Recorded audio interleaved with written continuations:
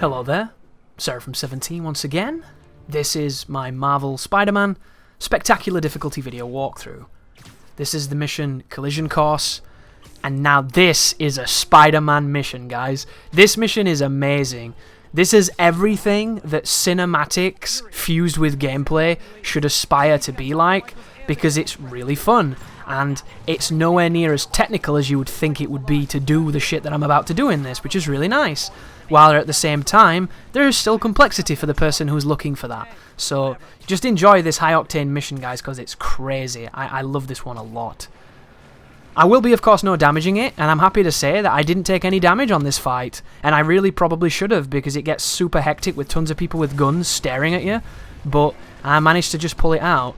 And it's only 4 minutes long because it's super intense. But this is a mission that stays with you because it's so crazy. At any moment you can get off the truck and just piss off and then come back and do all kinds of crazy high-flying shenanigans. This is exactly what you want to be doing in a Spider-Man game, right?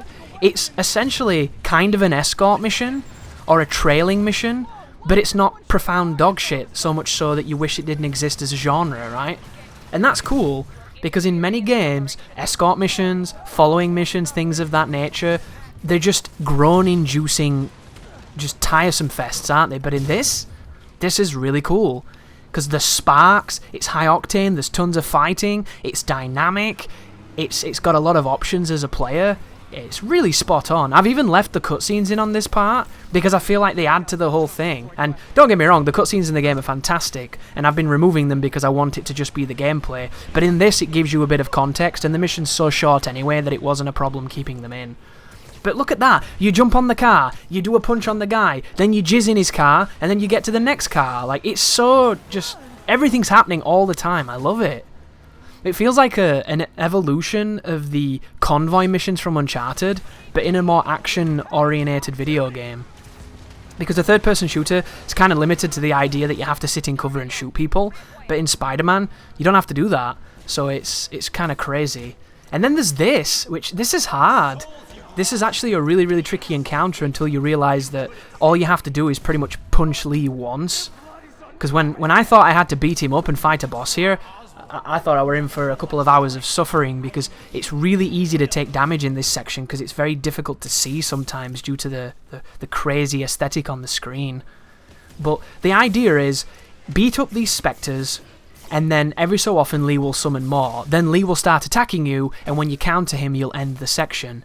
But the thing to know here that's going to give you the best advantage is that you are faster than these creatures that he's summoning. So regardless of what they do, you can always interrupt them. So never shy away from being aggressive, because they take one hit to disappear, and you're faster than they are. So you can frame advantage all of them.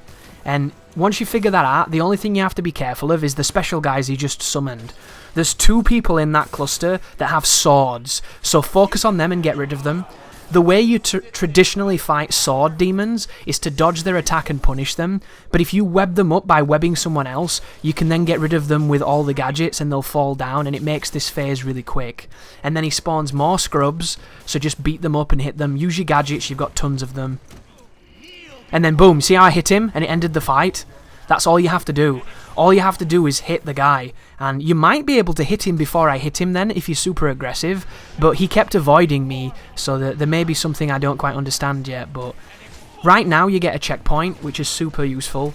Because if you didn't, it'd make this way worse than it is. So it was very generous of them. And then there's a whip spectre, and then you just have to throw back a bunch of projectiles. You don't even have to focus on the enemies here. You can just focus on throwing the rocks back, and it will end this section. But when I first got here on the recording run, I was having trouble there because I couldn't quite remember exactly how I ended the fight and got to the next section, and I kept getting hit and playing sloppy. So just kind of sit down, relax, you'll be fine. Just understand you're going to have to fight a little bit longer than normal, and you'll get it pretty quickly. Thank you for watching. You take care now.